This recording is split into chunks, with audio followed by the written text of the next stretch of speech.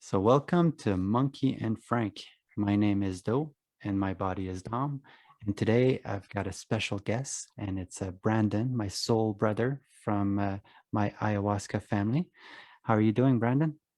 I'm doing well, Dom. How you doing? I'm doing good. Thank you.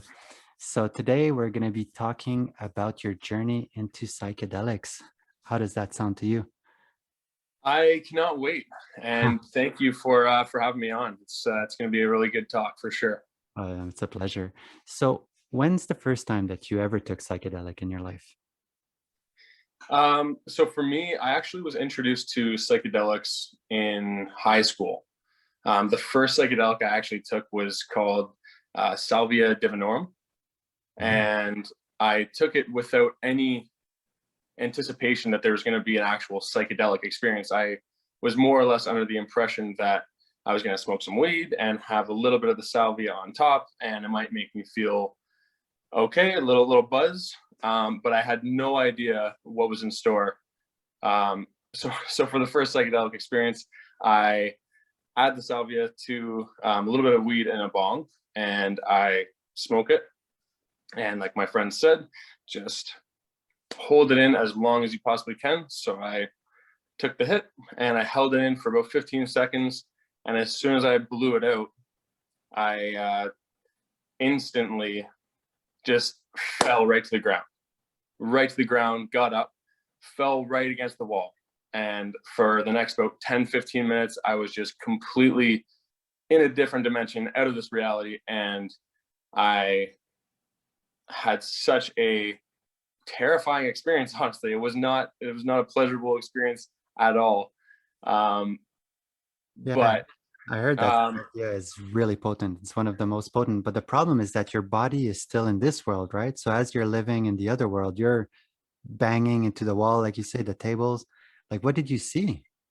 so yeah, that was like the one of the weirdest parts about it was after I fell like the two initial times, I was literally, because I actually recorded myself through a laptop at the time as well. So when I played it back, I saw that I was just walking around and I wasn't hitting anything.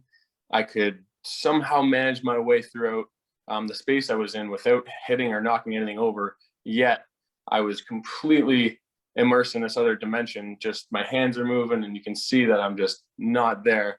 But for that experience, my trip pretty much from what I recall was I was in a classroom setting because it was on lunch at it was in grade 12, and I had my like uniform on. So I was in a classroom setting.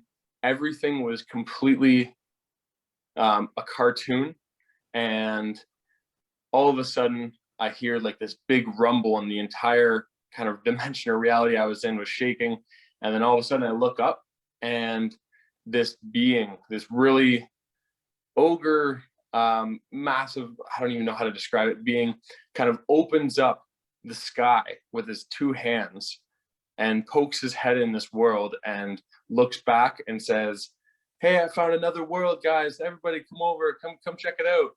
So then all of a sudden there's more rumbling, and then another like massive, um I can't even describe what they were looking like, alien slash ogre characters came in, and they looked in to this world that I was in, and I looked up, and I just remember being so terrified. And because this being opened up the sky above me, time actually stopped, so I was frozen. And then essentially, I don't recall too much what happened after that, but I remember coming out of the experience and just being terrified. I didn't know that it was even possible to have that experience, let alone that I was going to um, with no expectation. So yeah, it was a crazy first experience to say the least. And with salvia, are your feelings like extreme, like a mushroom trip or an LSD, or your mushroom are basically just the same and it's the visual that's just insane? Um, it was like I didn't feel like I was present there at all. Like it was just visuals, and it felt like I was just kind of witnessing what was going on. It wasn't like I was interacting, or it wasn't like I was having an experience. It was just like I was kind of witnessing what was going on. And yeah, it wasn't a pleasurable experience at all. Yeah, I've always wondered because salvia, I've never taken it before, and it's scary because there's no spiritual kind of anything about it, if I'm not mistaken, right? It's just that's crazy. Yeah, I mean, the weird thing about it too was back in high school, we actually just went to the convenience store and picked it up for, I think it was under like a religious kind of context why they could sell it. I But we I literally think just it's went to still the legal. store. I'm pretty sure it's Oh still yeah, legal. Yeah, yeah, I think you can still buy it here, like in Ottawa, anyways. Like you go to those weed shop or whatever, and they have salvia for sure. It's really? insane. Like it's the most craziest psychedelic when it comes to the visual, but I've never experienced it. It scared me too much because you see the videos of people just crashing through windows. If you don't have kind of like a buddy to kind of protect you, it can be crazy dangerous, like for Yeah, your surroundings. 100%. That's crazy. All right, so let's move on to the next one. That I guess doesn't really count, but before you go to the next one, while you were in high school, what kind of childhood did you have? Like, was it smooth? Was it traumatic? Or, I mean, if you want to talk about it, that is. For sure, for sure. So I would say for the longest time, I had this kind of perception that my childhood was perfect and nothing was wrong. And really, for the first like 16 years of my life, at least this is the story that I used to tell myself. But for the first 16 years of my life, everything was perfect. We had a good house, I had great parents, loving, great friendships. I was doing well in school, and everything seemed to be okay and fine, and that there was no trauma and no pain or no suffering that I could tell. Um, and essentially at 16, my parents divorced, and there was a lot of other just situations that were happening, and from loved ones passing to new family members being introduced. When my dad had a new or got a new wife, and just a lot of big changes for me. So at that point, I was really confused and really lost with the world, and really all of my paradigms and ways of thinking had completely been shattered, and I really fell into kind of a deep hole um, from about age 16 to about 22. And yeah, I was very lost, and that was one of the reasons why I was so open to having different experiences with psychedelics and even with other drugs. I mean, at the time, I was conforming to anyone's standards in order to be someone who could actually connect with other people. I would lose my authenticity and who I truly was in order to just be whoever anybody else wanted me to be. And through that, I just completely lost the connection with myself, and it was a difficult time for sure. Lots of periods of depression and addiction and anxiety. So yeah, it was a very challenging time for sure. It resonates a lot with me, my friend. I understand. I feel you. I feel you. And what was your relationship with cannabis at the time? So at the time, I was abusing it every day, and I would mix tobacco with it daily as well. So at the time, it was, I mean, it was kind of a paradox or weird, because at the same time I was abusing it, I was simultaneously learning a lot of insights and trying to dig into philosophy and psychology and different subjects in order to expand my paradigm, because at the time, like I said, my way of thinking and my paradigm was shattered by the external circumstances that were going on. So my mindset was, okay, I'm going to lose every thought and every belief that I've ever had, and I'm going to start from scratch and start anew. And so the cannabis really helped me expand my awareness in a lot of senses, and got me into deeper philosophies and other even religions to kind of piece back a paradigm that I could connect with. Now, I'm guessing just because I see so many parallels, I'm just going to talk from my experience. Um, the idea that, like, I read a piece the other day that I wrote because I'm going through my old hard drives, and I was looking at the text, like writing something to the effect of, like, all I need is loving myself. And so I had all the knowledge, like cannabis, anyways, was showing me all the knowledge, but I never found myself during that time until myself, and I went to Peru anyways. But it's weird how cannabis shows you so much, but at the same time, like it didn't fulfill any sense of something more, something greater. Did you ever get to that point where cannabis like actually brought you comfort? Because I don't know, for me, it kind of just dug a hole slowly, yet giving me so much peace, yet anxiety sometimes, and knowledge, but yet, I don't know. Tell me more. Yeah, no, so I definitely resonate with that and your story so much. For me, I think I was really into many different drugs at the time, and I became addicted to pills and coke and and really any substance or behavioral compulsion to escape my reality.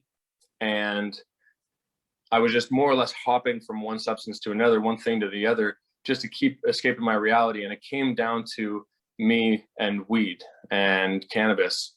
And that was kind of the last straw that I knew I had to quit that. And then finally I would be free of all of these addictions, or at least this was my mentality at the time. I would be free of the addictions that I've been struggling with for several years. And so the process for me of quitting cannabis was very, very difficult. I became really ashamed at who I was and the behaviors that I was doing on a regular basis, and I was journaling every single day. And through journaling and literally writing in more or less a self-sabotaging way, I I wrote day and night saying, I'm going to quit. I got to quit tonight. There's no way I'm going to be smoking tomorrow. I'll bet this. I'll anything I could write down on a piece of paper that would help me try and quit, but in a very negative way, I would write down. And then the next day would come and same thing. I'd wake up immediately, smoke, and be back in the same cycle of writing down in a journal. I can't believe I'm doing this. I hate myself. I'm so ashamed of the person I am. I want to be better. I know I can be better.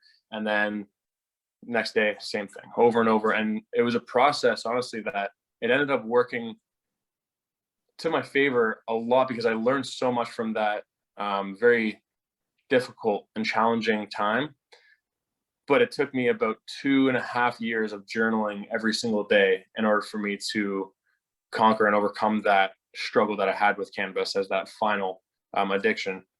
So yeah, I learned so many lessons from cannabis, and it opened my mind in ways that I never thought a substance could or anything could. But it was one of the most difficult things to stop abusing, for sure. That resonates so much. And the money that I spent on cannabis was insane. You're talking like, let's say you buy an ounce every 2 weeks at 180 or 175. Man, I was always broke. Like I felt Oh yeah. so much shame. I would go to Christmas to see my parents, and I never had money to buy gifts. And they always were so supportive because they knew that I was going through a depression, and I was just, and they like I couldn't see the light. So I hear you 100%. And the same with MDMA. As much as MDMA helped me with my anxiety, I don't know if you had anxiety yourself, but it's weird how it would show me like that I was light, that I was a wizard, that I could achieve anything, and yet the next day I would still go back to cannabis. Like it never stopped that addiction, but it helped on so many ways when it comes to anxiety. Did you grow up with anxiety after that phase when your parents separated, or was it just an idea of an addiction kind of thing? For me, I definitely did have anxiety, but I would say that I suppressed and I guess repressed a lot of my emotions throughout that time period. So while I might have had anxiety, I would just use or smoke so often that I never felt it because I would be high. So I never really experienced big anxiety attacks at the time because I was kind of abusing all these different substances. However, yeah, it just more or less it was an anxious period looking back, but I was not conscious of all the things that were going on around me and within me at the time. Oh, wow. Thanks for painting that pictures, man. That's crazy. I didn't know, and it relates so much to my life. That's crazy. All right. So tell me about your psychedelic, your next psychedelic journey. Okay, and this is where it's so crazy because I have such a high respect for psychedelics and plant medicines, and I understand that they can be such transformative tools. And yet, my second experience with psychedelics was similar to my first. I mean, I was peer pressured into taking mushrooms for this time, and I had just a terrible experience.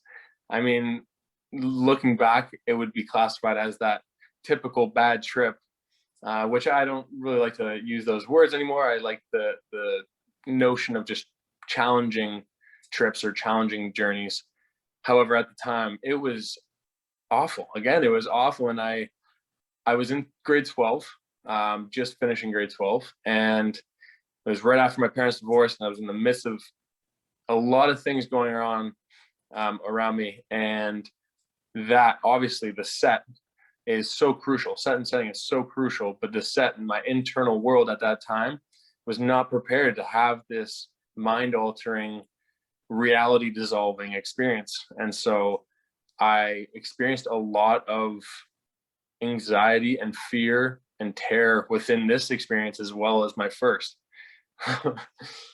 And were you able to purge, or was it just a pure fear kind of the entire way?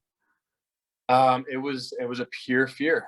It was I remember the first hallucination or the first visual that I saw. I began to get pretty paranoid with how I was feeling because I wasn't.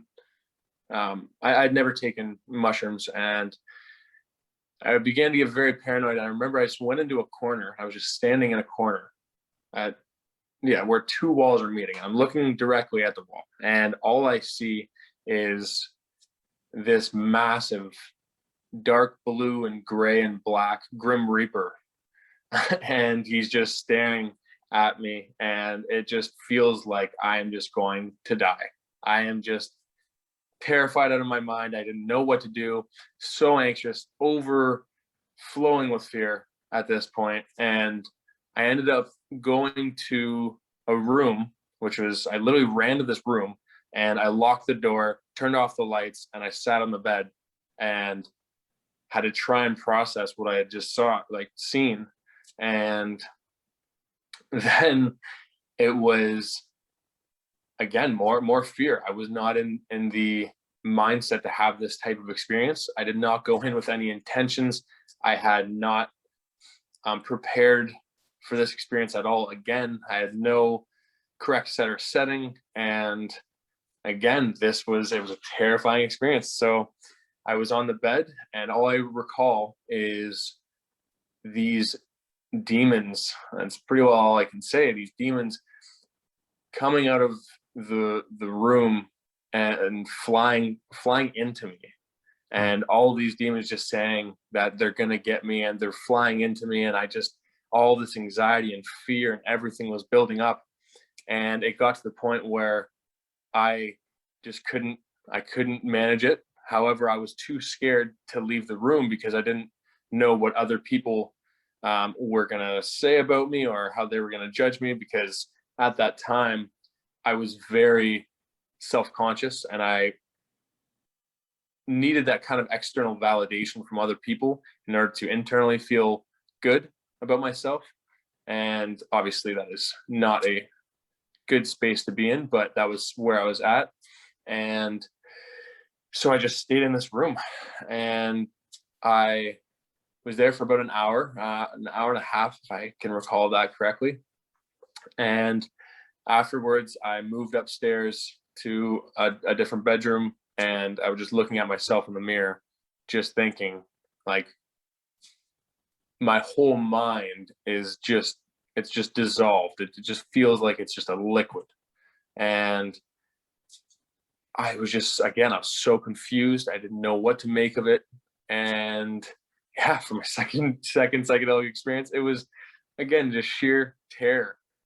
And honestly no real learning lessons or anything that I wanted to integrate at the time because I was so immature and irresponsible and not ready to overcome a lot of the things that I had going on. So it was a challenging trip to say the least. What was your relationship with death at the day, like back then? Did you follow any religion? Were you comfortable with death? What was your, yeah. Um, at the time, I never really even thought about it. I was so stuck in the victim mindset that I was only worried about me, and I thought the world was against me. I didn't really have even a conceptualization of what death is, or I never thought about it. It was more or less me continuously being so caught up in my own being and in my own problems that I thought I had, but really my mind was just creating them. And I was stuck in that victimization mode. So a lot of my interests in other people, my connections with other people, my interests in anything philosophical like this, um, it was really hard to get. It was really hard to get any sort of concrete foundation to be established because I was just so lost, confused, and caught up in that victim mode. Man, you're bringing, for a long time, I thought that I had never done psychedelic before ayahuasca, but while you were talking, I'm like, holy shit, I did do mushroom one time when I was young. And so let me tell you about that. So I was For about sure. 17 and I was going out with that girl and I was in the same place as you. I must have been 19 actually, because I was in college and I remember just being unhappy and I kind of had lost all of my high school friends, the friends that were really cool. And I was with this new guy and this girlfriend at my apartment, and she brought mushrooms over. And I don't know, I must have ate like 1.5 grams something. It's hard to tell back then. And we were trying to watch TV, but when the mushrooms started to kick in, I remember just the room breathing, and I thought, wow, this is kind of cool. And we started this laughing trip, thank God. Like sometimes the mushroom brings you one way or the other. And I remember just laughing, and we were trying to watch Family Guy, and all of the jokes wouldn't land. Like I remember watching it, I'm like, what the fuck is happening? Like, this makes no sense. Like, why is he doing this? Why is he doing that? And then, like you, go to the washroom, go to the bathroom, and I looked at myself in the mirror, and I remember seeing kind of a little bit of my face shifting. And then when I came back outside of the room, I remember sitting, and all of a sudden, my mind was really loud back then when it comes to inner monologue. I was like, what the fuck are you doing here? Why are you even here? Like, why are you doing this to yourself? Why are you smoking cannabis every day? And then it wouldn't stop. Like the inner critic just started getting louder and louder and louder. And I started to trip, like really bad trip, because back then I used to have panic attacks as well. So now panic attack starts to roll in, and the inner critic is just so fucking loud. Like, why the fuck are you here? What are you doing with your life? You're always broke. You're always smoking cannabis. You're doing a program that you fucking hate. You hate your life, and just like nonstop negativity. And at one point, I just got up and I looked at the new friend. Like, I just met him like fucking a month ago, and now I had invited him to do shrooms with me, with my girlfriend. I'm like, what the fuck are you even here? And I'm like, I don't understand why you're here. And then I looked at my girlfriend, same with you. Like, why the fuck are you here? It makes no fucking sense. And I just ran into the bedroom and I kind of just laid down and was suffering with my inner critic. And I sent him on such a bad trip, poor guy. He told me like the week after, I'm like, what the fuck was that? And I'm like, I'm sorry, man. And it's like, but That's crazy, man. yeah, yeah, yeah. I think that the inner critic, it's one of the most challenging things in life that I've personally had to deal with, or at least try to turn into a coach instead of or turn into a coach and an ally instead of like an enemy. And it definitely can be accentuated as negative in a lot of these experiences. And yeah, man, I resonate with that so much. 100%. All right. So send me to, all right. So that trip just passed. Horrible. Death Reaper, demons. You managed to survive the night. Still, I'm guessing like your depression is not over. Tell me about the next trip. Where are you at? Okay, so the next trip, if I recall it right, I don't think I tripped for about 5 years after that. And it was a LSD experience that I had with my brother, actually. And it was in 2017, I believe, in September. I we took one tab, and it wasn't how do I explain this trip? There was no visuals. It was all sensory and all feeling, and it was such a powerful experience. I just remember us both having really, really deep and profound conversations, and our connection was just unparalleled. We were so present and so immersed within all of the deeper truths of reality that we hadn't yet like experienced before.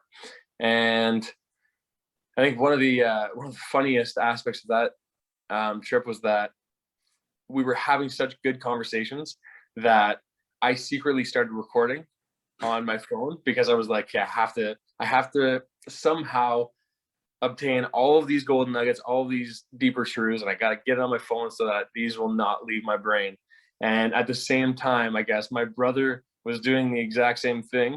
He started recording secretly, and then at the end of our conversation, we're both like, okay, but wait, I just recorded, and oh, but I just recorded, and then we were just dying of laughter, because the conversations were absolutely profound and really transformative and life changing for both of us. So it was just so cool that we both had that kind of gut feeling of, oh my God, there's so many golden nuggets here. We just have to somehow capture them. So it was a very, very positive and enlightening experience for sure. Is he your only sibling? Yes. Yeah. He is my kind of number one best friend. Never fought growing up. We have an extremely, extremely good relationship. And yeah, just beyond grateful for all he's done for me and all he is, for sure. Is he the older one or? Yeah, he's 3 years Okay. older. Oh, wow. So there you go. So as you guys were going through the divorce, he was there for you and you guys kind of stuck together no matter what. That's kind of cool. Did he chose the same path as you a little bit, like when it came to cannabis or everything, or did he, how, like, were you looking up to him or you guys were on the same level? Because it matters. Um, sorry, continue. No, no, no. That's my question for sure. I want to see like in your life when you were going through your struggles, where was he kind of thing? Like how did you look to him? You know what I mean? For sure. I would say that we both felt kind of like the whole world was against us at that time, and we really felt like we only had each other. And I was looking to him for a lot of things at that time, and over the years, I think he's been looking up to me in a couple of ways as well.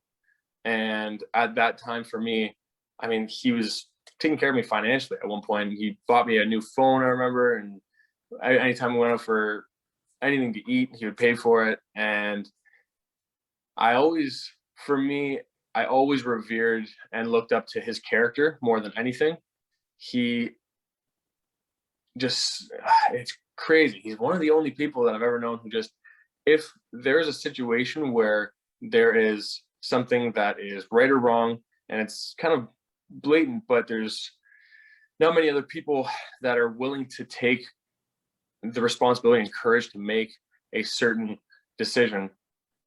He just always steps up to the plate. He always does what's right, and he always connects with his heart. And those situations where, for example, my grandma was supposed to get buried in one of just a different city, not her hometown, and this was coordinated by somebody else. And my brother took it upon himself to just make sure that she was buried in her hometown where she initially wanted to be buried. And while a lot of my family members and nobody really said anything, he was the one to step up to the plate, and he was just always that guy to always do what's right, no matter what other people believe, no matter if people will have a conflict with him, he just, if it's the right thing to do, he will always stand up for the truth. And I really admire that about him. And it just really shows how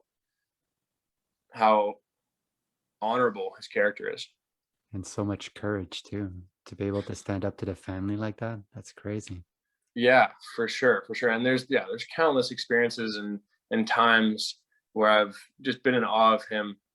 But I think over the years we've grown together exponentially, and every day seems like I can't get any closer to him, but somehow in some new way we connect on some new level, and I'm just beyond grateful to have had my best friend as my brother growing up. So no matter what, whether we were 3 years old or now that he's 30 and I'm 26, I mean, there's just no better gift that I ever could have had in my life.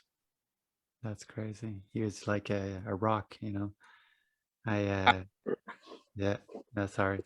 So I'm gonna share a little bit of my story just because it's resonating so much. Um, so the way that you're explaining the relationship with your brother, I had that with my cousin, like Frank. He's a year younger than me, and growing up, we grew up in a small village, and my older sister is a year older than me, and his older sister is a year older than my sister. And because they were all like my sister was always with her sister and I was always my cousin, he was always with me, like always since birth. Like, yeah, I remember like spending like every day with him. And same with you, like no matter what I did, no matter what he did, it didn't matter. Like we would always be there for each other, like for support, for the thing that I enjoyed the most, like not the most, but the thing that was so profound and amazing is that I could just be sitting beside my cousin and it felt great, like period. Just having a rock beside you, like this type of relationship is so freaking valuable. And I remember like, you know, from 16 to whatever 24-esque. At 24 I did the same thing as you where I quit cannabis, and it was so freaking hard.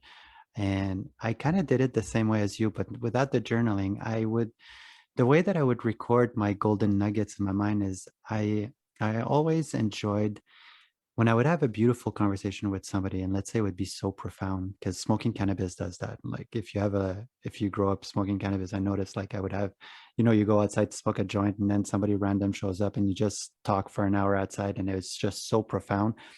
I would I would always the next day, like as the conversation would happen, I knew like, oh, this is changing my life. This conversation is so profound that I know that I am a different person because the way that we talked was so profound. Then for the next week or so, I would remember that scenario because I would want to record it in my mind as best as I could. And I did that all throughout my childhood. And the thing that kind of started it was when I was young, at about 4, just before the brain switched to 5, I remember as a kid kind of waking up, like just before becoming a kid, and noticing that my time would be all over the place. Like I would wake up, not wake up, but I would snap into a new like a situation. I'd be crying because I just fell, and then I would wake up to another reality, and it would be morning, and then I would wake up, it'd be night, and then I'd wake up. Like I'm saying wake up, but it's more like the awareness. And then I Mhm. remember the transition of like the time kind of starting to place itself together, and now things would get more and more linear. And I remembered like, holy shit, as a kid, like as a very young kid, like I'm going through a transformation and this is crazy. Like I remember being scared a little bit, and how weird it was, almost like a psychedelic experience. Like I remember like at 4, like being so weirded out by the, and at one point I just kind of became quiet and I would just look and observe and record what was happening. And since then, I really enjoyed the process of evolution inside my brain. And I never stopped doing that. So every time that I would have a conversation, I would have that thing that I'm in my back pocket that I've done all of my life. It's just something that I grew up with. And so when I quit cannabis, um, I remember like my life just exploded for the positivity, like just things just every time I would quit cannabis, because it happened a few times, like I would say 3 or 4 times in my life, and everything would just go crazy positive. You know, I get a new girlfriend, I get a new job, and I knew like a job would be coming. Like I would just think of, yeah, I want to do this, and all of a sudden there, and the job offer would come my way, and it's like, all right, like it was so positive and so profound. And my cousin and I started smoking weed together when just before he went to high school. I had tried cannabis twice, and both time I had puked my guts out because I was such a nervous, anxious kid at a young age. Um, but then when he lost all of his friends before going to high school, my mom came to me and she's like, "Hey, do you want to go get your cousin? He's very depressed. He just lost all of his friends." I'm like, "Yeah, fuck yeah, of course." Like, obviously. So I go and pick him up. I bring him to my place and I smoke a joint with him. And for the first time, because now it was my third time smoking cannabis, I have a blast, like in my bedroom. We just smoked straight up in my bedroom because my parents were smokers. So the house smelled like cigarettes. Like I never thought about it until, when I got to college, but like I used to smoke in my bedroom all the time. And my sister thought that, it smelled bad in my bedroom because I was a boy and boys are just stinky. She told me that. So, anyways, and as we were smoking, we had like a laughing trip. And since that day, I smoked every day with my cousin. That was kind of like the beginning of my addiction. And so, anyways, so I quit weed a few times, and I noticed that every time I quit, my life just explode. But yet, I remember saying to myself, like, "Oh, I'm smoking weed because I've got so much anxiety." And when I would smoke, it would kind of bring it on, and I'd be like, "If I can face this anxiety with cannabis, because I enjoyed it so much, and I didn't know why, just because." My cousin and I used to smoke like every day together all the time. If I was going out with my friends, my cousin was there, and all my friends would be so pissed. Like, why is he here? Because he's my little brother. Like, there's like, I would not even answer. It's either he's there or I'm gone. Like, you guys deal with it. I don't give a fuck. And I remember thinking to myself, like, the day that I'm going to be able to master my anxiety is the day that I'm going to quit cannabis. And then I'll know I'll be healed and everything is going to be so beautiful. Because every time that I quit cannabis, everything just explode. But after you quit cannabis for a while, my depression would come back and my anxiety would still be there. So I thought to myself, like, this is bullshit. Like I'm not getting any better. And I was afraid of I was afraid of LSD, mushroom. I never, except that one time when I was really depressed with my girlfriend. And anyways, now that I'm thinking back, and when they came to a point where my cousin and I decided to quit together. I came back as a flight attendant. I had my cousin was there with me. Sorry, I'm talking a lot, but I want to share that so much No, more. no problem. No problem. So when I went as a flight attendant, I didn't want the job. It's kind of like a job that kind of landed on me, and I had to move to Toronto within like 8 weeks after the intensive training in Montreal, and I had lost everything. And I remember missing my cousin so much. And I stayed in Toronto for 2 years and a half as a flight attendant. But for the most part of it, I was alone in my apartment, and I didn't even. At one point, I just stopped playing computers, stopped watching TV, and I would just smoke cannabis, smoke cigarettes, and stare at the white wall. And because I was so depressed, I remember thinking to myself, like, the only way I can get rid of this is really going back in my past and thinking of everybody that I've ever hurt and just thinking about it, asking forgiveness, because I was a lot into Jesus and God, and it's all about forgiveness. And I'm like, I must be suffering because I must have done something wrong. But I was such a good kid growing up. Like I was always a good kid. Like I never hurt. And then I would think of like, who did I hurt? Okay, I hurt this guy in high school. I called him a name and I shouldn't have done that. And I did that for hours on end, like days after days after days, except when I would be working as a flight attendant, like on the plane. And I was very charismatic and I enjoyed being with people. And I always had a big smile on my face when I'm around people. But when I'd be on my own, I'd be so anxious and be so depressed and so unhappy. It's as if I had like a hood of unhappiness and it was so heavy. And when I did that, I kind of became a little bit loony where I lost the ability to kind of talk with friends. Like I knew how to work, I knew how to play the part, but when it came to really being myself, I was so quiet. Like I became really quiet. And I remember coming back from Toronto. I just kind of quit after going to Germany, and I had trouble because I couldn't talk to anybody. So my cousin came back in my life, of course, because he was my rock, and he brought me back to kind of sanity, like where I would just be in his truck smoking a joint, cigarettes, and I'd be quiet. And he would accept me for a while. He never looked at me like, holy fuck, you're weird compared to the other guys, because I didn't know how to talk to people. And so when he brought me back to kind of myself, and I started to feel super, all right, I'm back. Like I'm no longer just me, myself, and I, because Yeah. the inner critic, I kind of disappeared because I was talking to him. I started talking to myself when I was in front of that white wall, and I remember the inner critic changing from being so pissed off at me to me having a conversation with him. And yes, sometimes it would be super negative, but I'd be talking back to it, like more like go fuck yourself, like. And it was weird to be insane for a little while. And when my cousin brought me back, we decided to both quit cannabis because my parents and my life was kind of again depressed and everything, and we both quit together. And for the next 2 weeks, I remember being with him like every day. Like we would help each other to be clean. And I would go work with him. He was doing siding at the time. And I was doing a technical repair or whatever. I was a technician for a cable company. And our lives just started getting better. His company was doing good. My parents were so proud of us. We were clean. And then about like 3 weeks after that, he passed away. And I'm like, fuck, Oh like man, my life shattered. Like, I'm so sorry to hear that. no, it's all good, man. Like my life, like just shattered. And everything that I kind of established, because for the 2 years that I was in Toronto, I was thinking a lot about forgiveness, God, and everything. And I was so spiritual, and I felt so at peace. I was so quiet that it's almost like I could feel other people's energy, and I was kind of enjoying being a wizard. And like, because something had clicked inside of me. I was so in tune with my inner critic and my feelings. And it's not like my feelings were not depressed. Like I was uber fucking depressed, but I was owning it. Like I was one with those You're feelings. And trusting it. yeah, like my stomach was always hurting, and that's fine. Like that's just who I kind of accepted my situation. And of course I was a smoker. There's a lot of things that I was not doing well to help my body, kind of thing.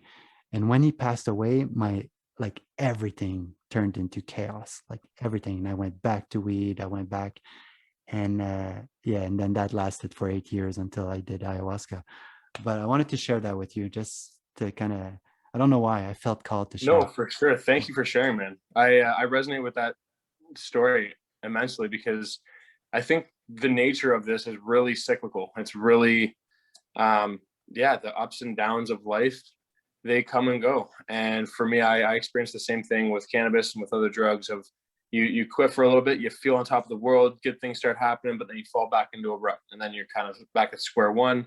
And yeah, still to this day, I mean, I experienced some the inner critic will come back and the stress will come back and I get overwhelmed. And again, I think understanding that it is a cyclical aspect of life is extremely beneficial.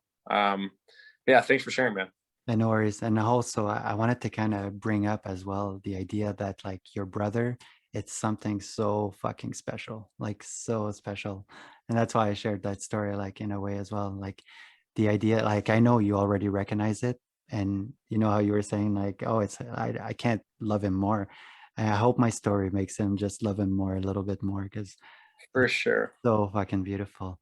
All right, let's move on to the next. Like, where are you at now? So you did LSD, golden nuggets. How did you feel after that? Like, did it change you for the better for a little while? Tell me a little bit about that.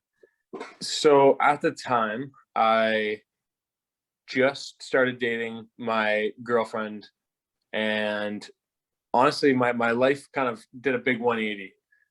When I started dating Carolyn, I sort of back it up a bit. Um, I started traveling pretty extensively in 2015. Just solo trips, went to Egypt and went to Southeast Asia and did a couple just trips by myself to kind of get myself out there because I wanted really any other reality than what I was living at the time. So I just kind of went and traveled to all these different places. And in 2017, I ended up connecting with Carolyn, and we had such an incredible summer.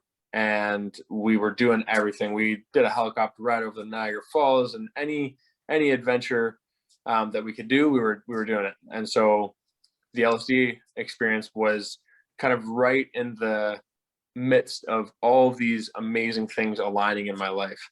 And then Carolyn and I, we went to Iceland and to Amsterdam, and then we went to Arizona for her birthday, and we did more traveling.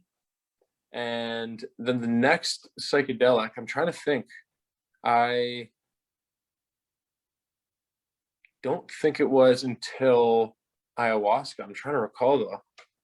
So now that you're having a high, like again, going back to death, did you had anybody that had passed away that was really profound? Were you wearing, was death basically a negative cloak on your shoulder, or was it something again that was light as a feather? You don't really think about it. You're enjoying life.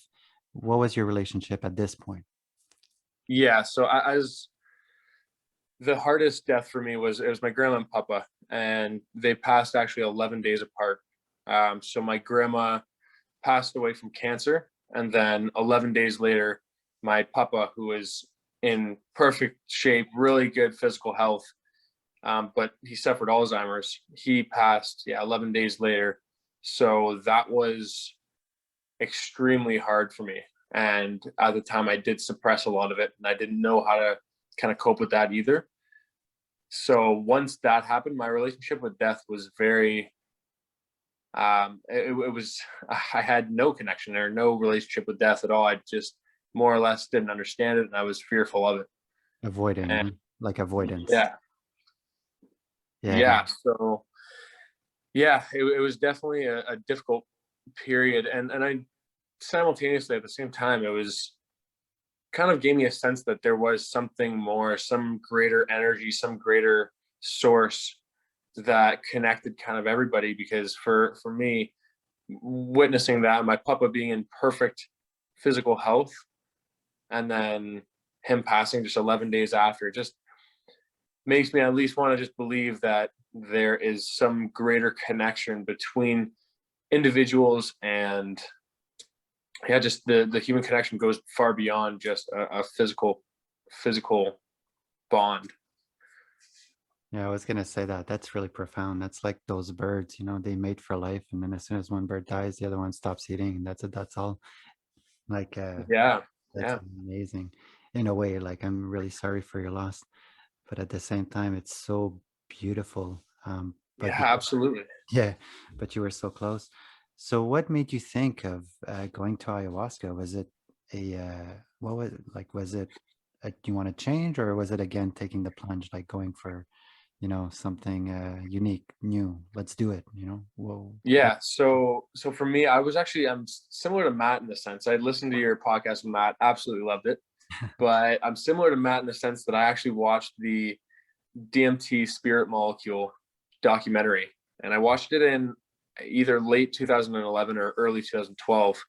And so from that point, I had this weird obsession with DMT, and I was super interested in how these alternate realities and these different mystical experiences can actually help transform people in positive ways. And for me, it was kind of, well, I mean, yeah, it was 7.5 years went by, and I still had no really calling to do it for myself. I was just more or less really interested in the potential of that helping other people. And then as I was going through a lot of these really positive shifts in my life, from getting my girlfriend and us going on all these trips, and kind of evolving in a lot of different ways and shedding a lot of the past, I felt this calling in 2019, about a month or two before I went to the jungle. And it was a very odd experience. It was unlike really any other experience I've had, where it was just a calling of, okay, I'm going. Like there was no discussion, no decision to be made. It was already made. I just felt this calling within me. And yeah, it was the strangest thing, because I always have seen myself as kind of somebody who overthinks and contemplates too often. However, this decision was, it was a no-brainer. It was just, I'm going, and I had no expectations. I wasn't attached to any outcomes. I didn't know why I was having this calling arise, but I just kind of went with the flow. And as soon as I made the decision to go to the Amazon and do ayahuasca, everything kind of shifted. Like from the moment I said yes and I booked, the next month before I went, there was already a lot of kind of golden nuggets and teachings that were already being that I already felt like I had access to, just because I had made one decision off of this calling. So it was really profound in that sense. And when you met your girlfriend, like at this point, are you clean, I guess, of cannabis, or is it now cannabis is under control, like where you would maybe do it here or there? Yeah. So at this point, I would rarely do it, and I had complete control over it. So I quit in 2016 was the year where the addiction just ended completely. And from then on, I have had a pretty good controllable relationship with it. I haven't done it too often, to be honest. However, when I do it, it's just more or less for recreation, and just to have a fun time, honestly. And now in 2019, yeah, it was the exact same thing. So I would smoke here and there, very very rarely, but at the time I wasn't using anything. And I was actually, so a month before I went to the Amazon, I did an ultra marathon, my first ultra marathon, just a 50K race, and that kind of made me sober for, I think it was about 4 months before that. So I was in very good health and very good shape physically before making that decision to go to the Amazon. So on top of the 2 years of journaling and really going deep into the psyche of kind of self-hatred and so on and so forth, did you have another kind of trick? Like, did you focus entirely on your body to be able to really let it go after that 2 years? Or was it just simply the journaling and you woke up one day and I'm like, all right, I think I'm good? No, it was definitely a long process. The journaling, I mean, if you remember me in the Amazon, you know how much I love journaling. Yeah, yeah. But yeah, journaling has just been like one of the most profound ways and transformative tools for me to become a better person. I can just look at who I am right now, kind of write down the ways that I want to improve, and just kind of take action and track my progress. And so for me, journaling was probably the biggest motivator and tool that I used for quitting cannabis and other substances. But it was definitely a long process. It was probably, I came in countless times where I would quit and then stay on sober. It's only been a month though, and then I go back using, and then that process kind of repeated for a while. But it gradually got better as time went on, until the point where, yeah, I just accepted, okay, there's no positives here. There's no benefits. Cannabis is no longer serving me. And I got to the understanding that the consequences just far outweighed the benefits. So I think it was more or less the understanding behind it that allowed me to finally quit. And what about for the strong stuff like cocaine or any type of, was that one an easier one? Because it's an opiate and it's Yeah, I mean, the pill. again, for me at that time, I ended up quitting those substances through using other substances. So it was like, oh, I have like a little phase with MDMA. And for 6 months, you just do MDMA, and then, okay, I know I can't do this, so I'm going to stop doing it. However, how I'm going to do that is I'm going to just start doing coke, and I would do coke and drink and go out with friends and have that experience for a couple months, and then I'd be like, okay, no, I know I shouldn't be doing this, and then I would end up transferring to prescriptions, and then I did like Concerta, Ritalin, and like Adderall for a little bit, and then finally it was down to weed and tobacco, and that was yeah, again, that was like the last straw. So for the harder substances, I more or less reduced the harm that I was doing to myself, by starting to use less harmful substances. 100%. So yeah, and I think that's a really, as bad as it may seem, I think harm reduction is, it's really increasing in today's like society, and it's really beneficial because a lot of people who are using a lot of the harder substances, it's so tough to just quit cold turkey and just think that it's all willpower. I Well, mean, it's yeah, addictions are definitely like psychosocial phenomenons. Like there's so many different intricate parts to an addiction that it can't just be willpower and motivation to get you through these difficult times. So I think a huge win and a huge positive is harm reduction. If you can lower the dosage or lower the quantity of using, these are still really big wins that people need to focus on, or at least that I wish I would have focused on more at that time. And yeah, eventually it led to me moving to less harmful substances, and then eventually to weaning my way off of weed and tobacco. Yeah, no, 100%. Like I have a cousin that was addicted to crack for such a long time, and having such a he has a family that really loves him. So his father was providing a lot of financial means for him to just survive, kind of thing. And he Mhm. said, like, going to prison was one of the most beautiful thing for him because he was able to kind of see himself without crack, because he didn't smoke cannabis or crack for a full year while he was in prison, and he kind of saw light at the end of the tunnel. But when he came back, of course, you go back to the same routine, and now he's about he's smoking about an ounce of cannabis per week or so, something like that. But at least he's not doing crack, right? And he's really turning to that, and hopefully one day he's, like you say, he's gonna, I mean, who knows where he's gonna go, but like I say, smoking cannabis is way better than crack or No, for sure, and it's definitely those small steps. yeah, That's what leads to a long journey of recovery. So, yeah, they're very beneficial, 100%. and yeah, I like the notion of for Gabor Mate too. How you reminded me of it when you were telling me your story of how you were struggling a lot with weed and kind of just staring at the blank wall, and how the anxiety and everything. But for Gabor Mate, he says essentially like in recovery, what is the person struggling with the addiction trying to recover?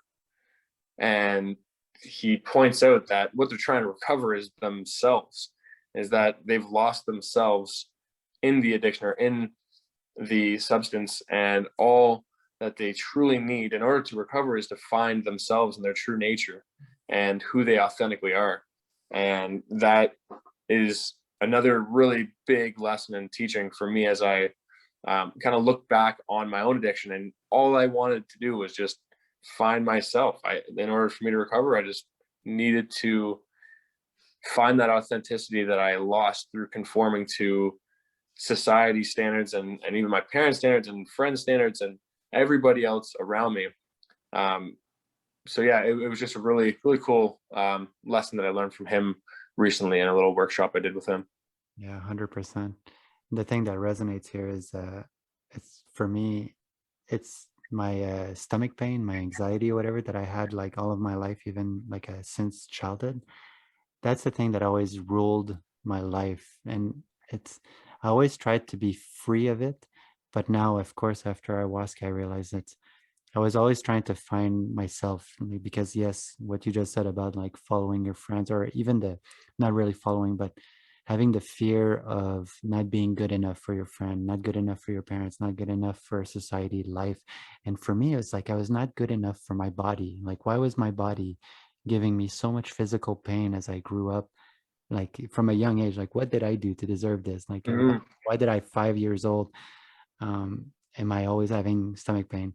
Well, this year anyway showed me a lot, and I might as well share it. But one of the things that I realized through um, all sorts of uh, plant medicines or whatever is in my formidable whatever the formidable years, I had been molested, and I didn't know, and I didn't realize, and because of that, it made everything down there clenched, and I was always clenched, and I that was fucked up, man. So this year I did a mushroom trip, and it was horrible. Again, it was horrible in a great way, like a bad trip. And now after ayahuasca, everything that I do when it comes to plant medicine is very much spiritual and for the I am, right? For Yeah. what's going on. And so I take the mushroom, and the mushroom just makes starts making me feel like pain all over my body, like complete pain. And I remember being with my wife, and she's like, and I had to ask permission to cry. I'm like, hey, is it okay if I cry? And she's like, yes, of course. Like you didn't cry for 38 years, cry, of course. And as soon as she said that, I started to cry. But like, you've seen me cry like that. Wow. Peru. You remember when I cried like that in front of you? I For cried sure. I mean, I oh no. cried like that for 3 hours, man. Three Wow. fucking hours. And then after that, my wife like needed to go to bed. She was working the next day. I had taken the day off. And I'm like, yeah, I think I'm gonna be good. I was so empty emotionally that I figured, okay, I've got nothing else. There's no more tears inside of me. I could feel it. Like I was empty emotionally. I couldn't have cried more that I cried. And so when she went upstairs, what I was left with was my body. And the mushroom was just showing me my body, 100% my body, and I couldn't get out of it. I could see my nose, my feet, my ears, and I could see how, like, as soon as I would concentrate, and I wouldn't do it on purpose. My awareness would jump from like one part to my body to another, and it was freaking me out because when I would think of my skull or my nose, I could see the memory of my nose all the way back. And it's like all of the traumas that I've ever experienced with my nose by saying it's too big or whatever. Then I would think of my head and my skull, like, and I knew that that was my skull because I like all of the memories and the traumas that I had from my skull, from my feet, from my knees, and it was jumping from one part to another, and I was starting to freak out, and I was like, hey, I don't want to think about my body. Can you stop? And I couldn't get out of it. So I went to take a shower, and as I was taking my shower again, it would jump, and I couldn't snap out of it. So I came back downstairs, and I tried to call somebody on the group, like an ayahuasca group, and I was like, dude, I'm having a hard time. And Corey responded, and I couldn't talk to him live, so I started recording live, like what was happening. Because as soon as I started using my voice, I could, like, the anxiety would lower, but still, I was with my body 100%. And then I was still freaked out. And I had quit cannabis for 2 weeks or more than that. And at that point, I'm like, hey, I got to do something. And I had cannabis at home, and I felt so bad and I felt so much shame. But I'm like, I got to go smoke. Like, I'm freaking out.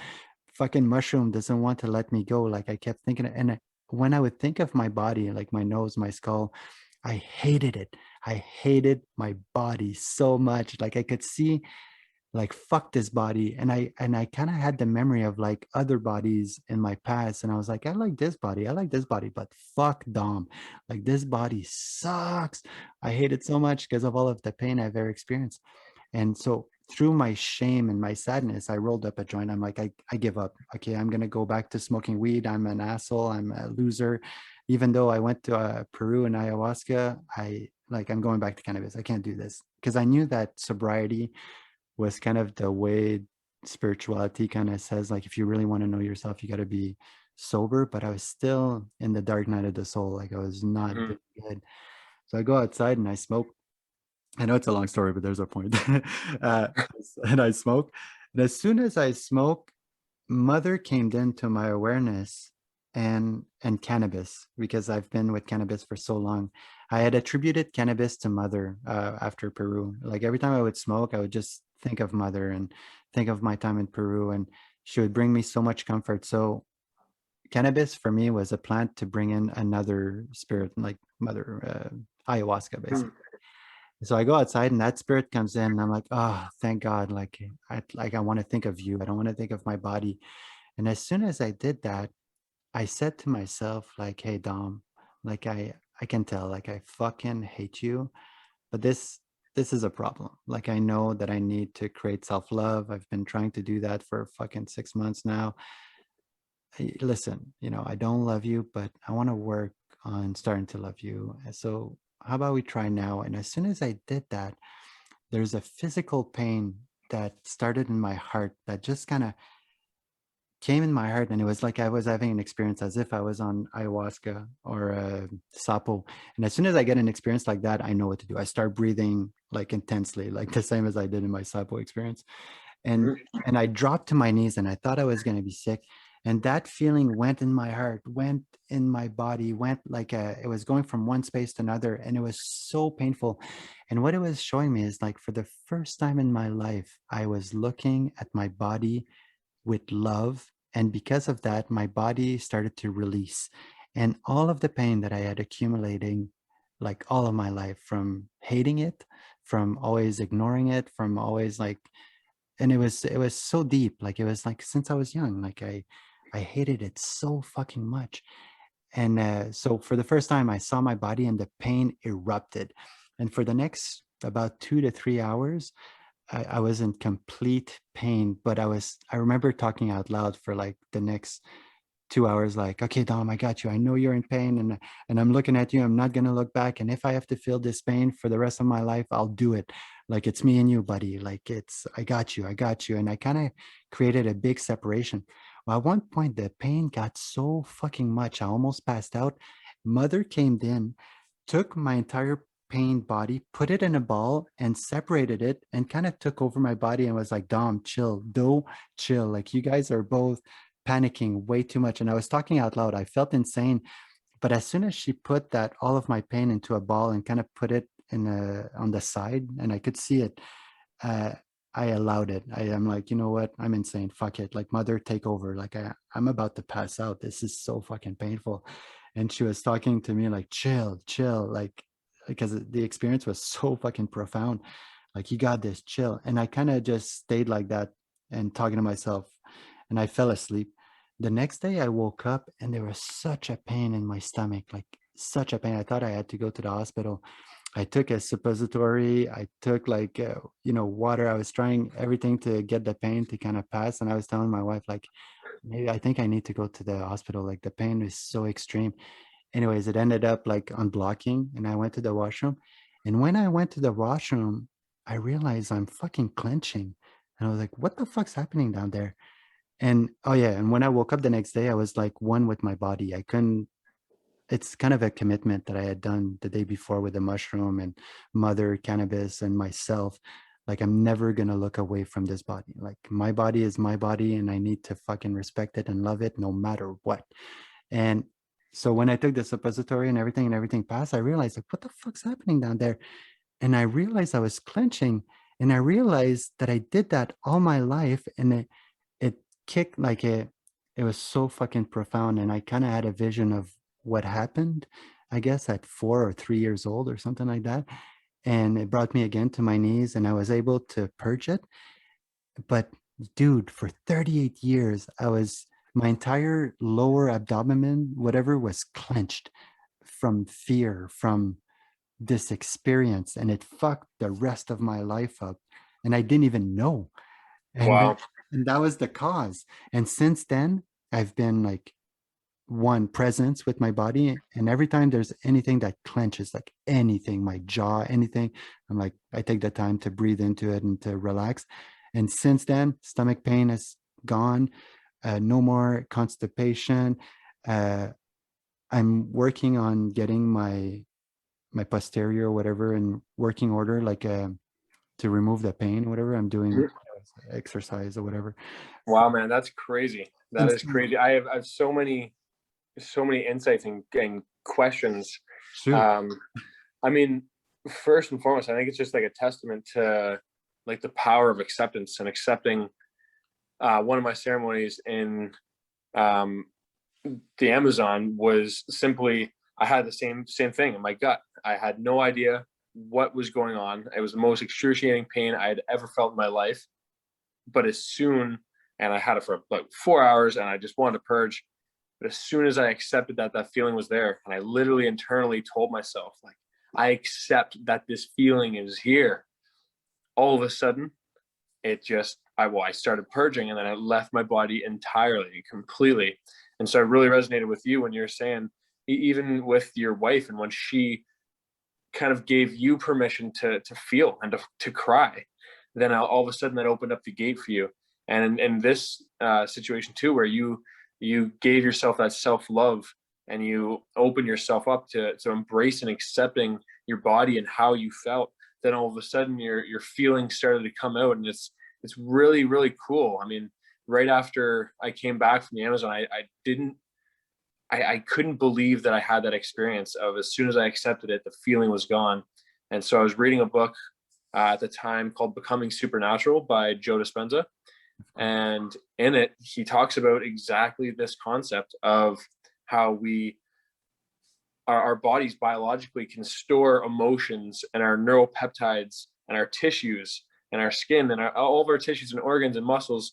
And essentially what that means is that all of our emotions can be stored within our bodies. And so it's so wild to hear you say that since 3 or 4, these feelings and this emotion and that clenching in your gut has been there, but only until you had that extra level of consciousness and awareness that kind of focused on that area did it then begin to dissipate and evaporate essentially out of your body. And wow, man, that's really cool. It's 100% what you're saying, but it was like I, what it showed me is, if you live your life with like a hatred of your body or even like negativity towards your body, even though you're experiencing joy or like beautiful times, you're still creating trauma because you're always going through a lens that is dirty, that you hate, your experience. So my anxiety was exactly that. It was kind of like because I hate, it's weird, because of the experience that I had, and somehow maybe as a kid you think it's your fault or whatever, and because the way, I don't know what I was thinking, I don't remember, but the point Mhm. is, like, it was really showing me, like, I kept creating trauma like my entire life. And to say what you just said, like, that resonates a lot, because when I did my sapo experience, I was free of my trauma for a full afternoon. And I talked about that podcast with Lauren yesterday or the day before, that when I did sapo, whatever mother allowed me to be free of my trauma for a full afternoon. Do you remember that afternoon in the third? Oh, I remember that. Yeah, yeah, because I remember your sapo experience. I want you to tell, it was because I want to know what you felt inside, because I saw it. So yeah, let's go to the beginning. I want to hear about your first ceremony in ayahuasca, and then everything's gonna come up. Like, I'm sure it's, I want to hear about that, and then we'll talk about like our experience as we go. Um, For so tell sure. me, when you got to Peru, tell me, what was your first impression? How are you feeling? Because now I'm like, you're on a high. You booked it. You're getting golden nuggets for the 2 months. I'm guessing you booked it 2 months in advance, about, or a month. Yeah, just over a month, I think it Yeah. was. So there you go. And just like me, as soon as I clicked book and I paid, insane how much work was already starting. Like, insanity. So tell me about your journey. Yeah, so for me, as soon as I booked a trip, I was already starting to do some really deep meditative practices and breath work and yoga, but it just took it to a whole new other level. And my level of kind of consciousness and awareness was evolving rapidly. And it was very, looking back, it was pretty pretty profound at how quickly I was transforming in many ways. However, one thing looking back that's just kind of coming up now is I did still have an intention of going to the Amazon to free myself of the anxiety or the stress, or to free myself of the trauma and past problems, or past problems that were lingering. And it just makes me kind of think about now just how, I guess, the aim, and you can tell me your perspective on this, but for me, I guess the aim is not to free ourselves of trauma and free ourselves of pain and suffering and all these things. We of course need to do our work and our part to alleviate and eliminate as much of the trauma and pain and suffering as we can. However, I feel like we have to also understand that we cannot be freed of anxiety or stress or even doubts and fear, for that matter, because they're human concepts. And actually, if you can perceive them in a light that's positive, that can be more of a trigger for growth, then I think that that's kind of the paradigm and perspective that you need to have on it in order to grow and evolve. So I don't know. Do you have any thoughts on that? 100%. So, well, my purpose, anyways, so when I did click that I wanted to go to Peru, my intention was to not be angry anymore. Like I was always angry, and I didn't really care about my anxiousness anymore because I thought like this is me. I'm gonna live with this pain for the rest of my life, and that's fine. Even in high school, I had some glimpse like of not giving a fuck, of just living with the pain, and then when I became an adult, it became more heavy. I'm like, really, am I gonna? As a high school kid, you're really, I don't know, there was a phase where I didn't care because I knew I was not going to puke from this stomach pain and this anxiety, because when I was really young, that was my fear. It's like, oh, I'm always going to, I was always had to sit at the front of the bus every time we'd go skiing. Every time we'd had any school trip, I'd be the kid that would stop the school bus because my anxiety would get so high that I thought that I would puke. And then in high school, I realized, okay, I never puked from this anxiety. I'm good. Like, fuck it. I'm just going to feel it. But then as an adult, when I met my wife and I lost my cousin, I became bitter. I became so freaking bitter and angry that even though my wife was so supportive of me all the time, and now I had a daughter and I had a son, and I was getting angry at my daughter. She was like not even two. And when she would cry, my inner being would just get into such a rage. I wanted her just to shut up, but yet I knew how much love I had for her and how beautiful she was and how lucky I was to have this wife that's so supportive, even though I was kind of not abusive, but like I was horrible. Like I was so angry all the time. And it's like, oh, the house is like I would snap. And when I would snap, I would feel shame because I knew that it's just because I'm angry and I'm sad and I couldn't cry. And I was just like, so my intention to go to Peru was just to like, okay, enough with this shit. Like, why the fuck am I this way? I'm such I know how good I am. And yet my cousin's death just fucking fucked my world. Because before he died, that's why my wife fell in love with me in the first place, because I met her 3 4 weeks before my cousin passed away. We had just quit cannabis, when you quit and then you Mhm. meet a girl. I just met that girl. She's amazing. She's always smiling. I'm always smiling. I'm super spiritual when it comes to Jesus and forgiveness, and I was doing great. Confidence was finally, like, I had confidence for once in my life. I came back as a flight, like this white wall thing that I had done brought this sense of confidence, like a peace, because my inner critic was no longer in the way. I was talking to it, like it couldn't bullshit me anymore. Like it was almost like another, but I didn't believe in that. I knew it was talking, like I thought I was insane, but I was owning it. I'm a wizard kind of thing. I kept saying that. I'm a wizard. Um, so when I booked it, I'm like, I want to get rid of this, whatever is happening, because this is bullshit. This is bullshit. I'm not gonna Like do the that the to my anger. yeah. Like, why am I getting angry at my daughter? Like it was such a paradox, getting angry at the thing you love the most, but having no control over it. Like your body starts to heat up, you get full of anxiousness, and I couldn't control my inner critic anymore because when my cousin passed away, like I said, it fucked my world up. And even though I would talk to my inner critic, it kept saying like, man, you're a fucking asshole. Why are you doing this to your daughter? I'm like, fuck you. Like, why am I pissed? Why are you? So it was like a big struggle inside my mind. Mhm. Like it was just nonstop. Like I want to be better, but I kept exploding like so fast. Like, just shut up already. Or especially at night, if she would wake up at night in the middle of the night and she would disrupt my sleep because I couldn't sleep. I was almost insomniac. I would wake up like with just a hatred, like that one I couldn't control. It was so hard. And my wife would just be like, get the fuck out, and like, enough with your anger, enough. And I'm like, yeah, I'm sorry. And then I'd feel so much shame for like the next couple of days. And then with shame, it just created more anger. Like it was a never ending Vicious shame. cycle. Yeah, yeah, yeah. So when I booked it, anyways, but to say to your point about the suffering now, anyways, after this year, I realized that this suffering, and I call it a suffering because it could be emotional anxiety, or it could be when I feel anxiety now, it's a bliss. I realized that my anxiety, my entire life, the thing that I had in my stomach, when you surrender to it and you see it as a whatever, a healing, like I'm feeling this way for a reason, for a higher purpose.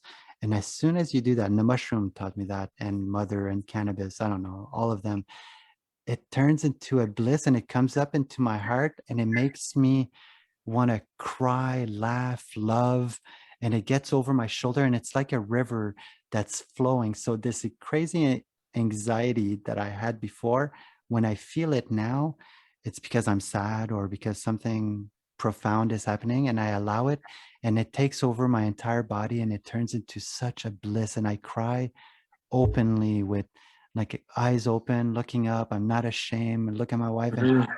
it feels so good. Like it feels, it's the best feeling in the world. And even now, like when I talk to you or and I get something profound, let's say tears come up, I allow it. It's a heart opening. Like it's like your heart wants to open, but I was not allowing it through my, anyways. So to your No, point, absolutely. So, yeah, yeah. sorry. I just want to add one thing. Shoot. Excuse me. Um, to that point, I think that that's kind of one of the bigger lessons that I learned from the Amazon was I was going into it with the mentality of, okay, I need to free myself of all these things. I need to get rid of the anxiety, get rid of the doubts and the fears and the stress and the inner critic and get rid of all these things and free myself of all these things. However, I learned that all of these different emotions are actually like really good teachers, Yeah. and that if you just change your relationship with them and how you perceive them, then everything changes. And it's like stress, if I genuinely believe stress, if you look at it negatively and perceive it negatively, then that's what's going to cause the anxiousness and the nervousness. But if you look at it positively, then that's what's going to create the joy and excitement. And it's like the same chemical, but it just, if you perceive it differently, then it just has two completely different outcomes. It feels great. Like now when Oh, I experience stress, I'm like, "Ooh, nice." And I stoke it with my breath and I'm just like in a state of bliss. And I'm like, "Oh, more." Like I want more. It's so weird. oh, The paradox 100%. is insane. It's such a paradox. Like the thing that I used to run away from is the thing that I was running towards. Hmm. And I didn't even realize. Yeah. Like, And yeah, to add on to that too, it's I resonate so much with that. But what's really made me think about this topic specifically lately and the stress is that I've been experiencing a lot of stress in the past maybe 3 weeks, and just because there's a lot of upcoming shifts and changes in my life, I got accepted to a couple different schools, so now I'm contemplating a lot of bigger decisions that I haven't been really contemplating at all for the past little while. So a lot of different stresses are coming onto my plate, and I wasn't managing them well until I kind of sat with myself and looked at these stresses and the doubts and fears as really just triggers for positivity and gratitude. And I think for me, I have come to learn that stress is a beautiful signal that you're exactly where you should be. If for me, I want to be expanding, I want to be growing my awareness and consciousness and who I am, and really the stress is just a signal saying, okay, you're exactly where you should be. You're on the limits of your comfort zone, and this is unfamiliar territory. You're trying to do things that you haven't done before, and this is normal. It should be here because you're kind of breaching your limitations in a sense. And I don't know, for the past couple of weeks, it's just been a really good reminder that stress and doubts, all these things, they can actually be the exact thing that you need to kind of reaffirm that you're where you're supposed to be. you're kind of speaking to me right now because the thing that comes up with me is I'm still having, see, the thing that I'm having the most difficulty with right now is the things that is the same. So like I said, for the first 8 years before ayahuasca with my wife, I created some deep grooves of the same patterns, right? Of let's say she does something that really annoys me. Well, on the days that I'm spiritual and I'm like doing good, and when I don't get caught off guard, I'm good. I can handle it. I can breathe through it. I can take a breath and continue with this love. But often I go back to the old patterns, and those are the things that are tripping me up. It's weird. It's not the new things. It's the old patterns that are.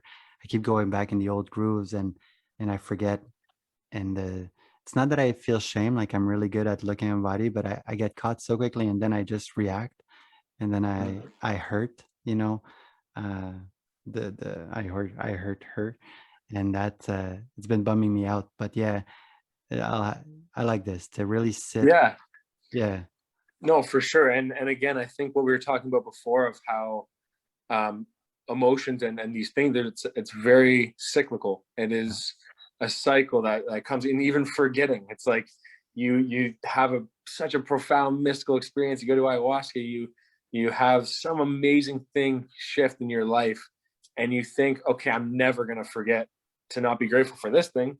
or I'm never gonna forget, well, whatever it is, and all of a sudden You forget. you Oh yeah. forget. Oh yeah. And even forgetting is a cycle. So that's what I've been experiencing with this stress.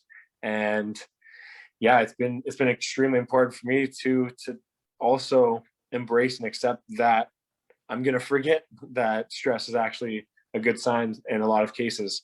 And it just, yeah, again, reaffirms kind of my belief in everything can be looked at, as Ram Dass said, just love everything. Like, just love everything, love the stress, love the doubts, Yeah. love the fears, and everything is so much easier because you don't have to decide, oh, is this good or is this bad? Obviously, I guess for my belief, there is no good or bad. So it's more or less perceiving everything in a way that can help you transcend your limitations and just grow and evolve. Yeah. And But it's almost like the way I see it too, it's almost like those feelings want to be experienced by you. So let's say, like you write into your journal and you're good for a while, and then it's cyclical, and then you're going to be presented with so much busyness in your life that you won't have time to go back to your journal and read back mm. what you've learned. And then you're Oh going to yeah. forget no matter what. And then you're going to be left with those feelings no matter what. It's almost like those feelings exist and want to be perceived by you and you alone. And there's no way around it. And there's nothing wrong with that. Just Mm. breathe through it kind of thing. Yeah, that reminds me. Actually, that's a good point. That reminds me of Corey's saying of what is the implication of this.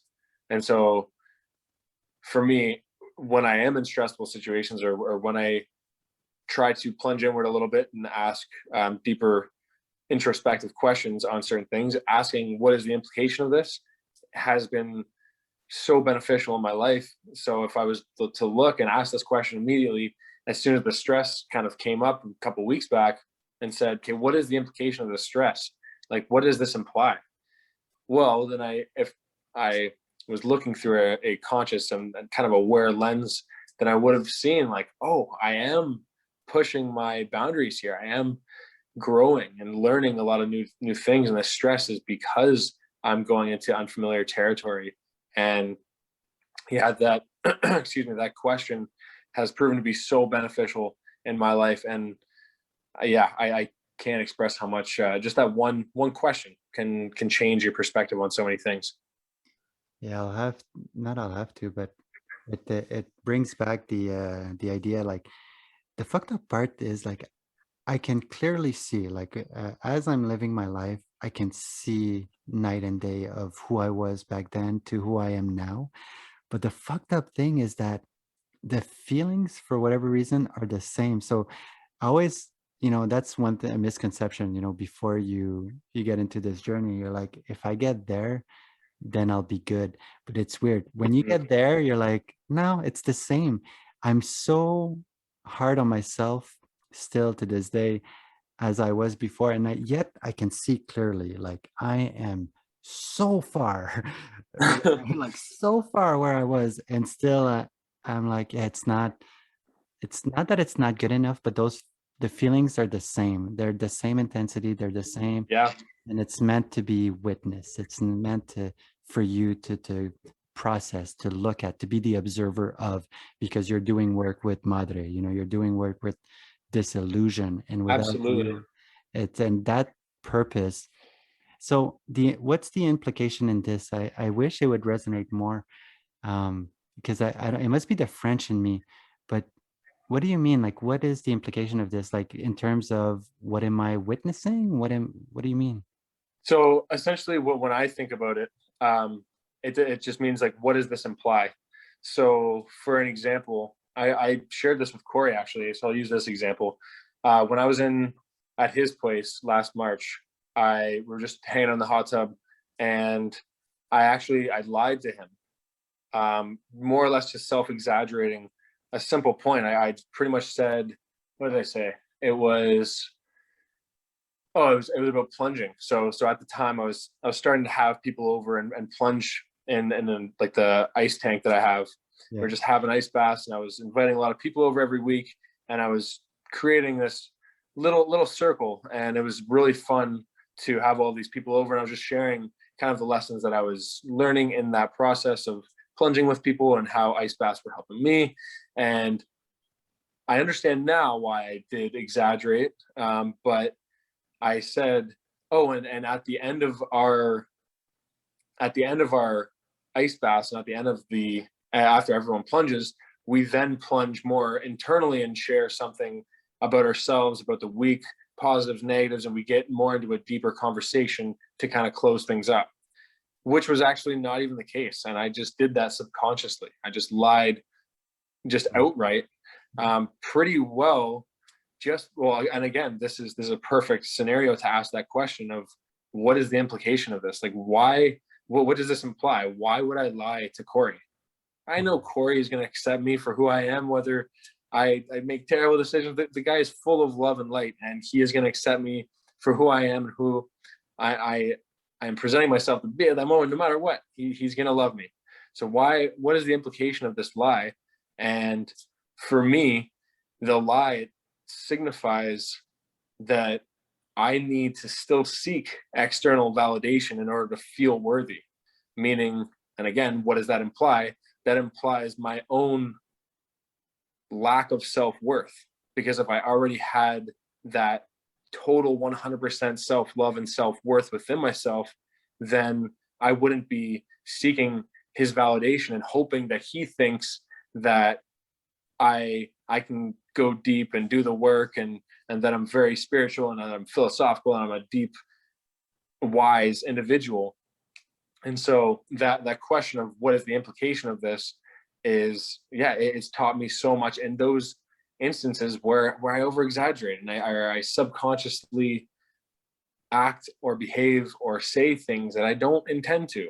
And it works in many other areas too. It um, can work in fears.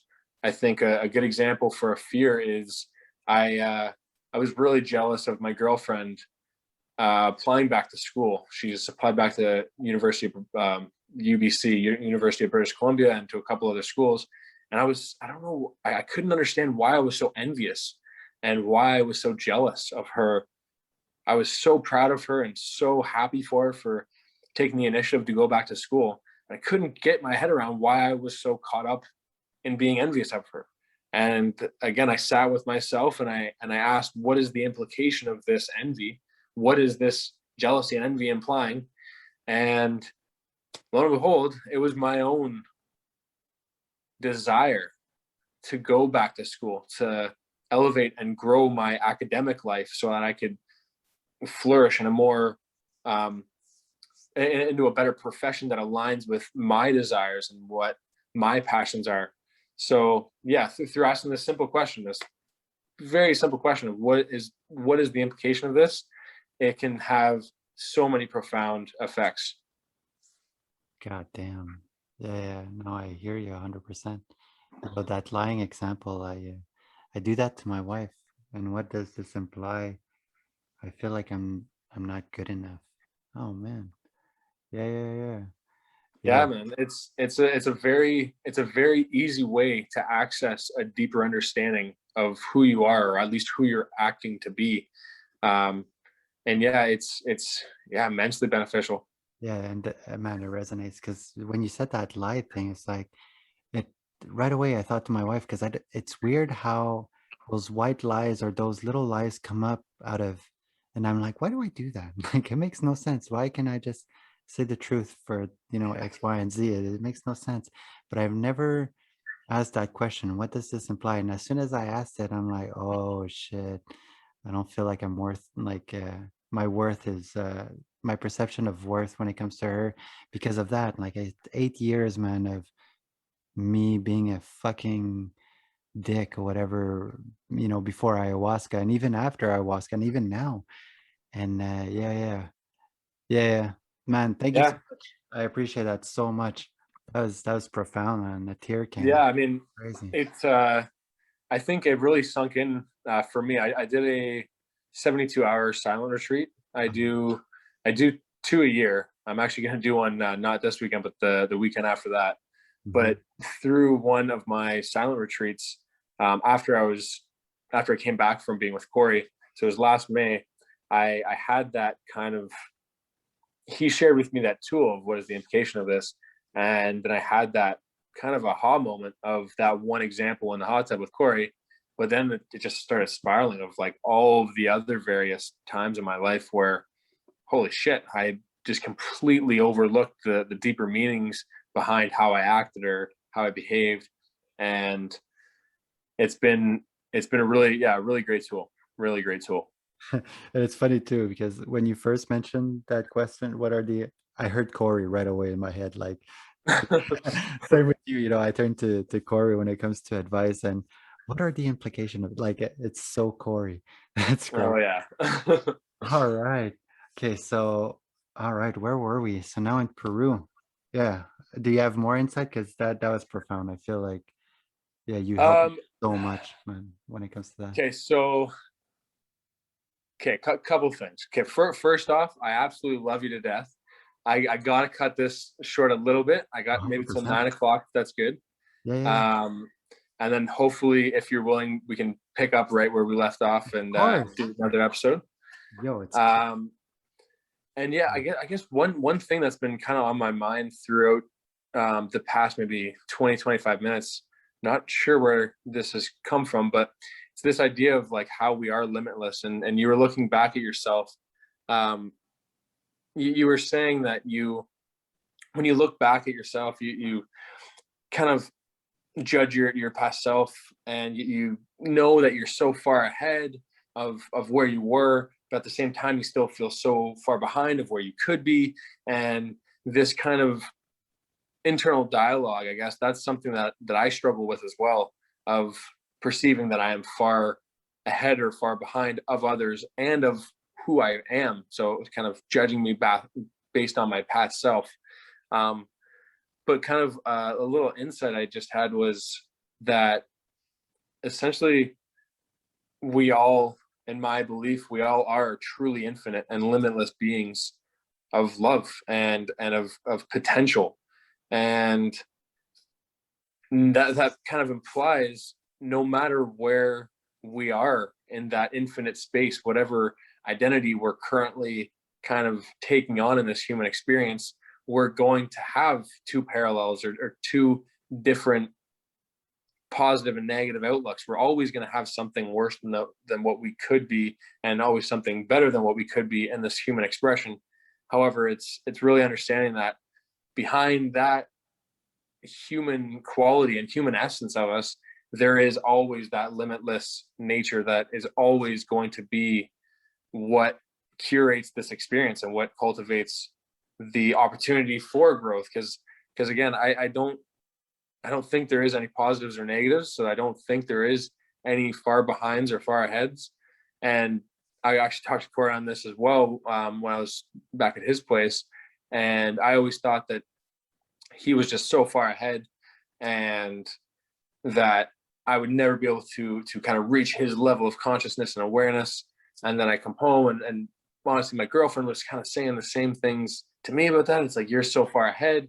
And then her friend was saying that about her of, oh my God, I wish I could be so far ahead as that. And like this whole comparison, it's really a crazy loop that a lot of us get trapped in.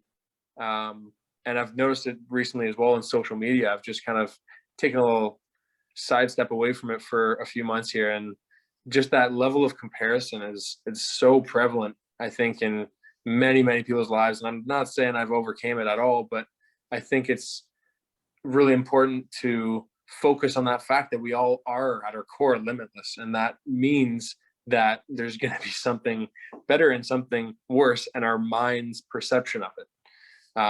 So yeah, that was just kind of one thing that I was thinking about. So I just wanted to Wow. more or less speak on that. I love it because the thing that's been catching me is since I've been silent mind and I've been like with like there's no inner voice anymore. It's been a while now. It's been gone. And the thing that's catching me is like, why do I still get upset? Why do I still catch myself snapping at my wife when she does something? And it's exactly what you just said. Somehow, somewhere, when I ask the question of what does this imply, it's like it comes out like, oh, you have a trauma here that makes it so that you're comparing yourself to your wife and you think your wife is ahead of you or better, stronger because she had to endure.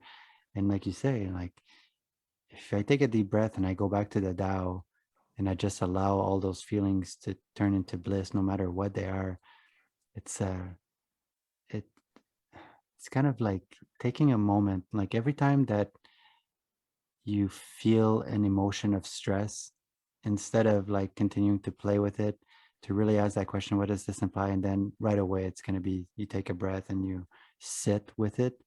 It's going to reveal itself, and it's like that's my next practice. You know, if anything comes up between me and my wife, Mm. what does this imply? Sit with it, and boom, right away. Like it's weird how your body, your ego sometimes takes you for a ride. As much as you've got the knowledge and the wisdom of like not comparing yourself and you are one, the like you say, your tissue, your muscles take you for a ride because you're still holding on to something that you didn't realize you were holding on to. And you're like, For and sure. sometimes you're like, oh man, I was holding on to that. I was clenching. What? So that I just had that realization when you were saying that. It's like, yeah, yeah, 100%. Why is my body or and it's not that I'm better than my body as well. Like I'm not doing it. It's weird. Like I'm even doing a comparison as if I have to do that with my body as well. Mm.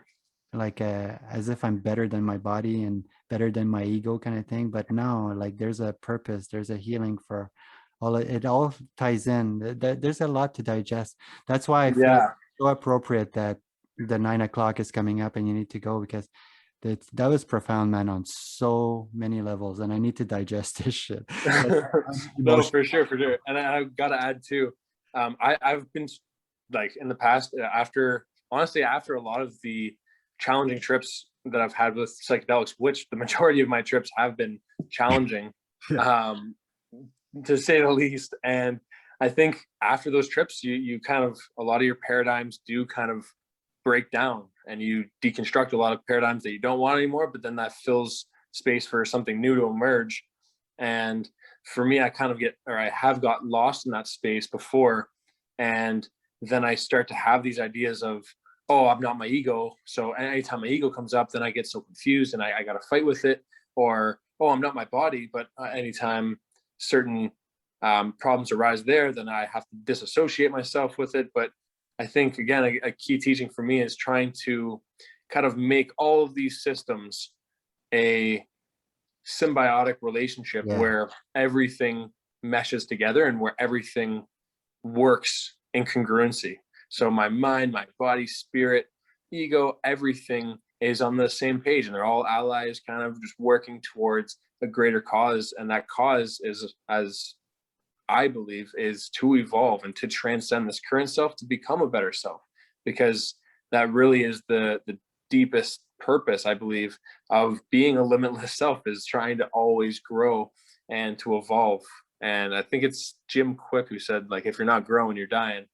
And I just love that because, yeah, I mean, growth is it's essential if you want to live a positive, happy experience as this human form. Yeah, Matt was talking about that. I think he used that same word, like the symbiosis, or where you have to bring everything into balance. Yeah, like a symbiotic relationship. Yeah, Yeah, yeah, for sure. 100%. And knowing that it's, man, yeah, that was profound, man. This entire podcast really, it's weird. Like as much as I enjoyed it, it was hard. Like it was really emotional. So thank you so much for bringing me on that journey. That was insane, dude. Man, thank you so much for having me on, and I cannot wait to continue Yeah, yeah. whenever the next podcast is, brother. I'm excited as well, my friend. This is never ending. And like I said, you call it my podcast. This is not my podcast. This is a healing integration tool for everybody that comes on, and for myself. Like I am getting so much benefits from this that it would not be Oh, fair to I give can only mine. imagine. I actually like after listening to like your podcast with just yourself and with Matt and with Lauren coming on, it has been amazing for me to get deeper understandings through those experiences, like personal experiences that you guys have had, and it's really helped me understand just how informative and beneficial a podcast is. And even coming on this one with you, Thank you. you have those kind of thoughts of, wow, what are we going to talk about? Oh, is it going to be a good episode? Am I going to actually provide some sort of insights? And again, those stresses kind of come up, but it's been amazing. It's been amazing flowing with you, man, for Uh, sure. Thank you so much. Yeah, I do love this. That's one thing. Like I feel like it's my calling. This thing of being present and having no mind. It's so fun, like talking to people, because I don't I rarely get these thoughts of like, is it going to be good? Like I know that I'm just going to give space, and mother and whatever disillusion is going to provide the rest. Like this is, like I said, this is not my podcast. This is mother's podcast. This is whatever's podcast of healing. And if anybody wants to listen or go, like it's for healing, it's not for me. I love it so much. Thank you, man. Absolutely, brother. Thank you Monkey and so Frank much. for Much life. love.